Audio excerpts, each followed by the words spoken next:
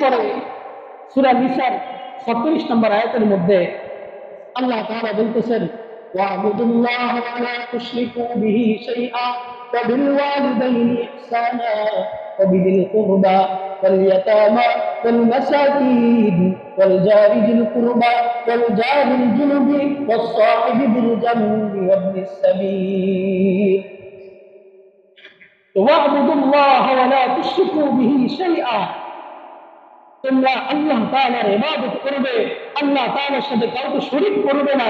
তাওহীদের কথা বলার পরে আল্লাহ তাআলা বলতেছে ওয়াবিল ওয়ালিদাইনি ইহসানা, তোমরা তোমাদের পিতামাতার সাথে সদ্ব্যবহার করবে।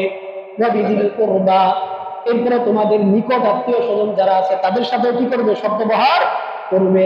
ওয়াল ইয়াতামা ওয়াল মাসাকিন, এতিম এবং মিসকিন যারা আছে তাদের সাথে কি করবে? সদ্ব্যবহার করবে।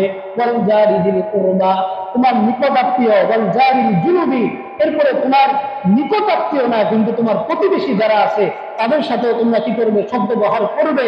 তাদের হক গুলো তোমরা কি করবে? আদায় করবে। ওয়াস-সাহিবি বিল জানবি, এবং তোমার যে সাথী আছে কিছুক্ষণের জন্য, যে ব্যক্তি আপনার সাথী হয়েছে, ধরেন আপনি বাস দিয়ে যাচ্ছেন, আপনার পাশে দুইটা সিট পাশাপাশি আপনি বসছেন, তো আপনার দেখা গেছে যে দুইজনের সিট আপনি একা নিয়ে বসে আছেন, ওই বেচারা ঠিক মতো বসতেও পারতেছেন।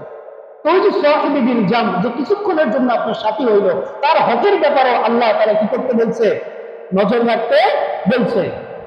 তার হকও আপনাকে আপনার যতটুকু জায়গা ততটুকু জায়গা নিয়েই আপনাকে বসতে হবে। এর বেশি জায়গা আপনি নিলেন তো তার উপর আপনি জুলুম করলেন, তার হক আপনি কি করলেন না? রক্ষা করলেন। এই যে দেখেন এত এত হকের কথা বলছে, সর্বপ্রথম আল্লাহর পরে মানুষদের যে হক, এর মধ্যে সর্বপ্রথম কার হকের কথা বলছেন? বাবা মার হকের কথা বলছে।